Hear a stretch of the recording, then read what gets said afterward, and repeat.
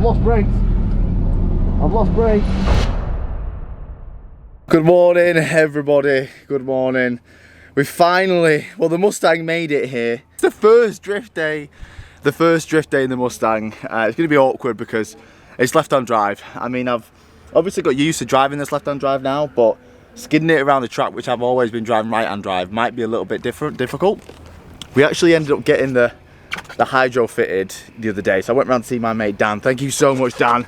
He actually helped me fit the hydro. So the hydro is here. So we've got it all welded in. We've got a nice bracket in there. I actually quickly last night fitted the new cylinder.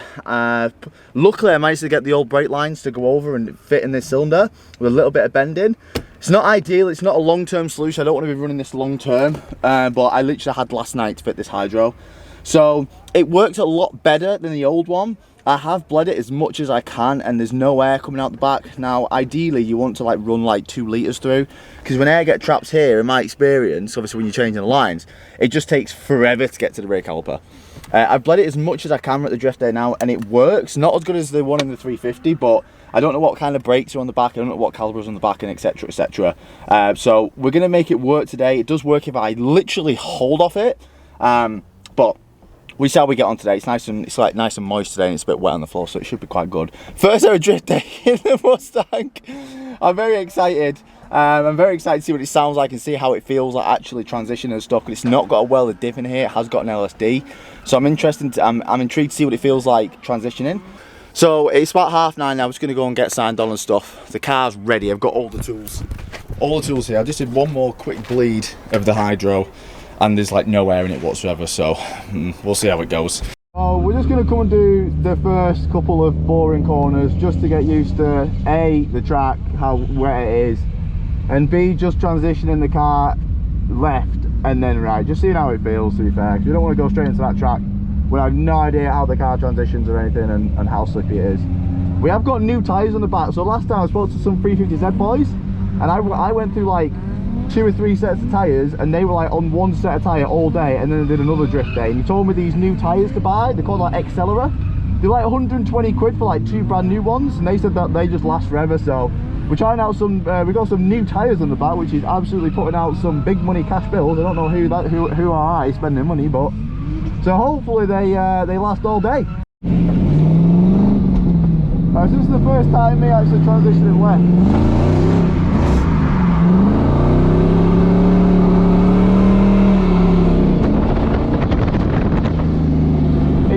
It's so longer than the 350. It's like everything happens in slow motion. It's so weird. So weird.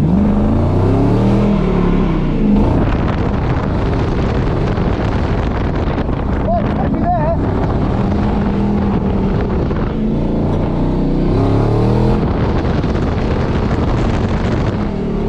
It's so smooth. It's literally like everything happens in slow motion. Like the 350 is like So we'll come onto the right track, which is a fun one. So here is going to be pretty much the first transition I've done in the car. So it's going to be weird because transition with a welded diff is like so much more natural and smoother than transition with an LSD. Because LSD is kind of sometimes, well, depending on the LSD, when you straighten up, sometimes they unlock, which can feel horrible. The idea is that with welded diffs you can come off the power, but with this I'm going to have to stay on the power. Straighten up then. It's got to straighten up. Yeah, it's got to straighten up. So that's the annoying thing with the LSD. You have to get used to it. You have to just be more aggressive on the throttle so it doesn't lock, so it doesn't open. That's the annoying thing with LSD. Really, as well, I need to bring my seat forward because the clutch is so low down in this car. My leg is on like full extension, and that's not good. It's not natural, and it's not good if you have a crash or whatever. And also my gear stick is like, that's natural. My hand, it's so far, so I've really got to like lean out my seat just to grab the gear stick. So I'm going to see how hard it is when we come off to move the seat. It is a fixed bucket seat. I'm going to see how hard it is because it is an Evo seat, so someone's butchered it at some point. Just to move it forward a couple notches because it's very unnatural where the gear stick is and where the clutch is. And we just need to be a bit more aggressive on the throttle.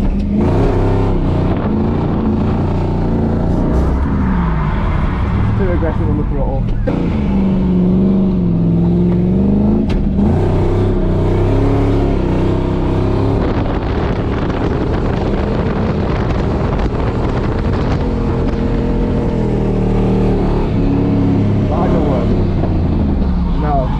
But not really. My tyre pressures are on like 32, which is quite high, so I might have to drop them, because the issue is I've got to stay on throttle so the diff doesn't open up, and because I'm staying on throttle it's just too slippy, so I'm just slipping out. Like, it's just, so I think we'll drop the tyre pressures down to like mid-20s or something, and then that'll just allow me to stay on throttle without it sliding, because I need to really work with the diff. I am going to weld it, but I've just not had a chance to weld it.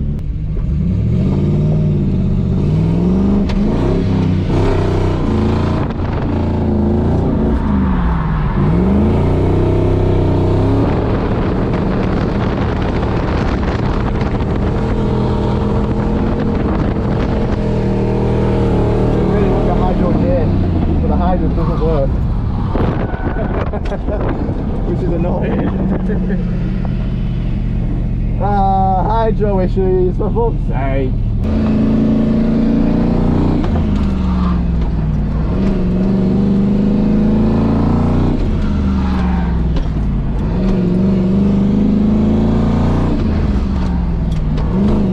It does work, but I've got to be on like full lock.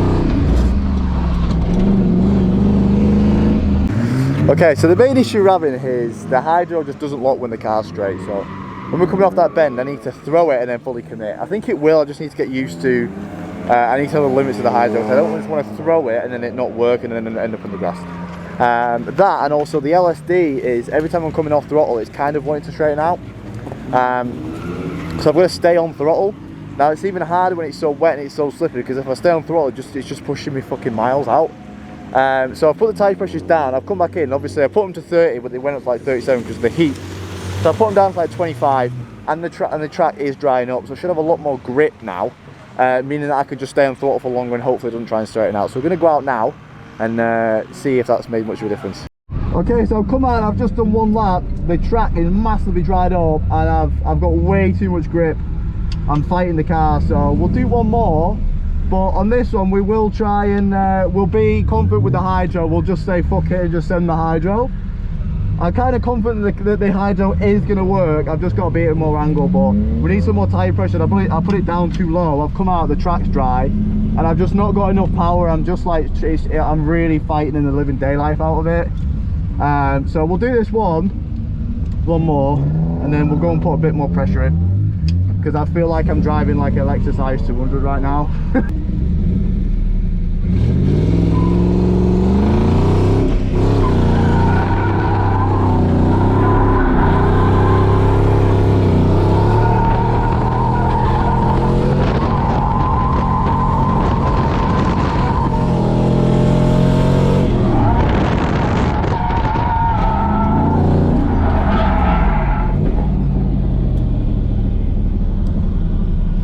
Better. Right, super aggressive, and then we'll put the tyre pressure up a little bit more because I feel like I am straightening out in this corner.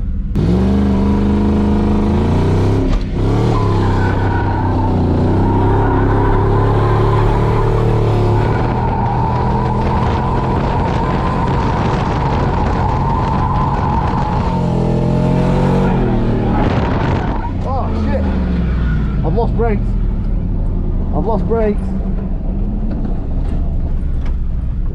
I've lost brakes. Something's popped.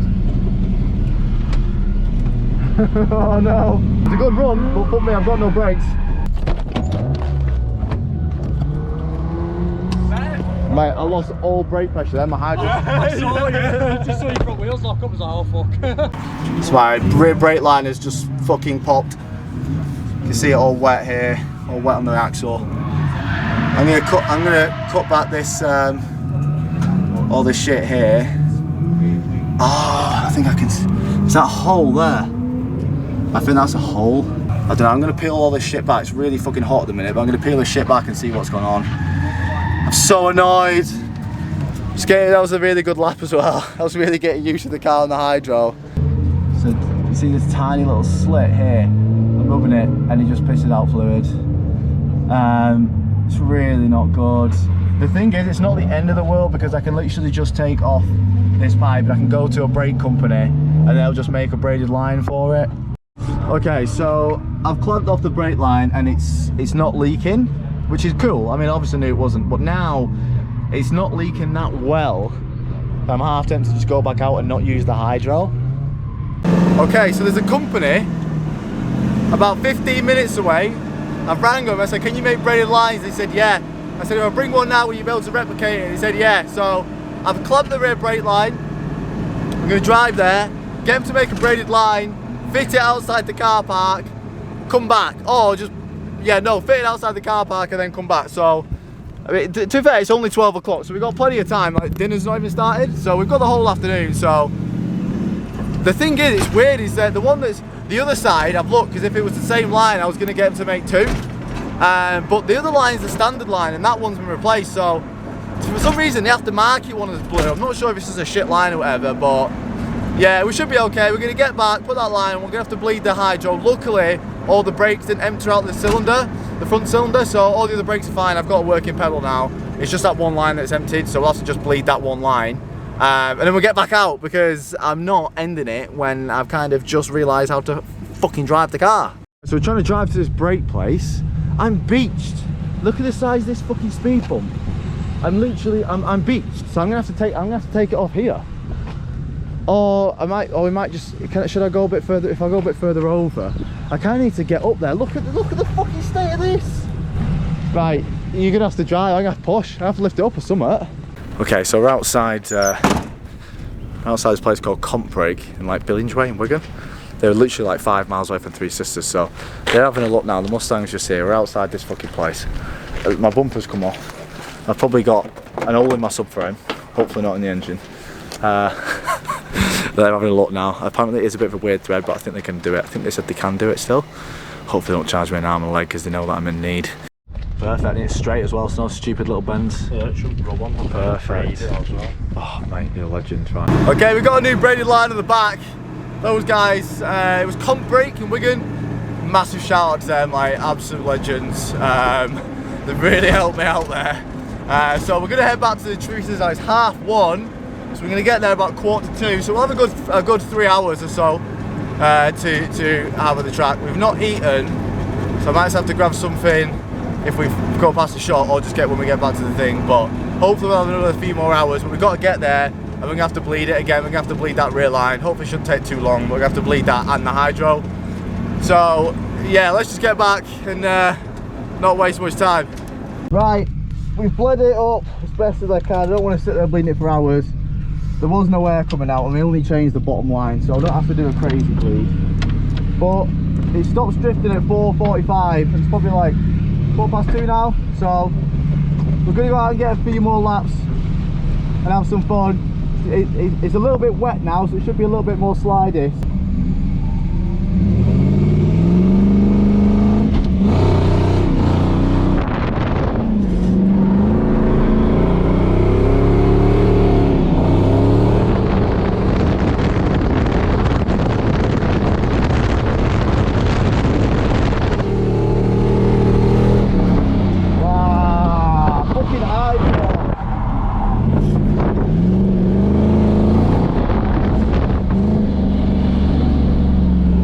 I hate it so much. Why can it be consistent?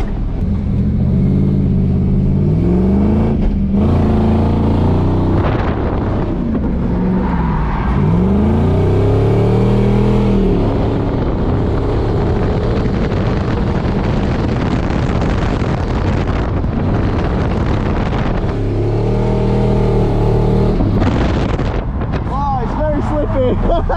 It's very slippy there.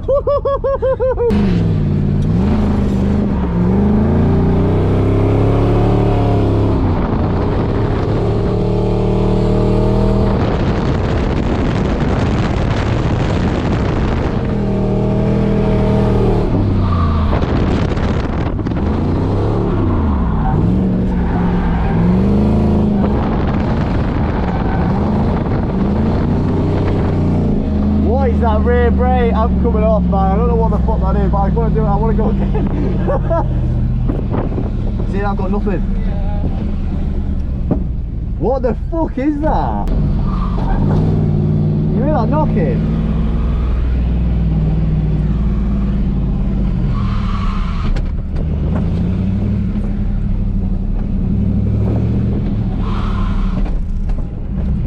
Well, it sounds like a drive shaft, but they don't have drive shafts. I'll see if it gets worse.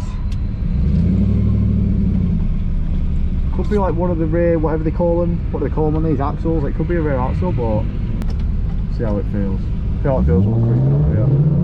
Something's definitely going on.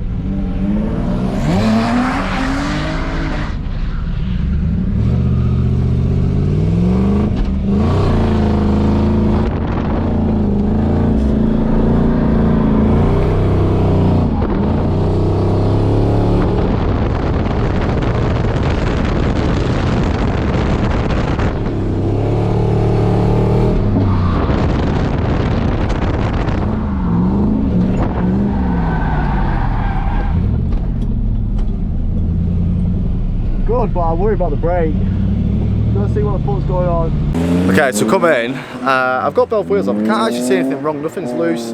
I can't see anything that is actually knocking. The only thing is there was a lot of air trapped in that rear left. So it could just be a bit of an airlock that we're hitting. Could be that. And then when the brake is like coming on and off, because there's no pressure there, it could be like causing that knock, or that knock could just be something totally different than the hydro not working properly. But I've had a look and everything's tight, so let's give it another go.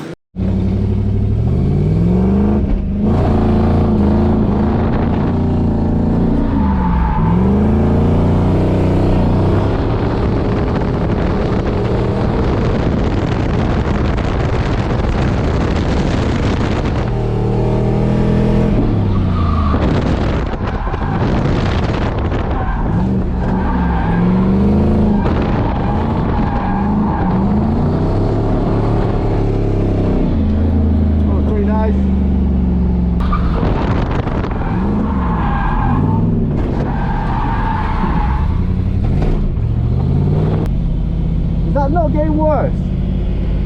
Or is it just... The knocking? Yeah. I feel like it is doing it more. Okay, I'm pretty sure, I'm like 99% sure that this caliper's sticking. It fucking stinks. It's hot and it stinks. And this side isn't hot. So something's definitely sticking over here. It could just be a sticky piston.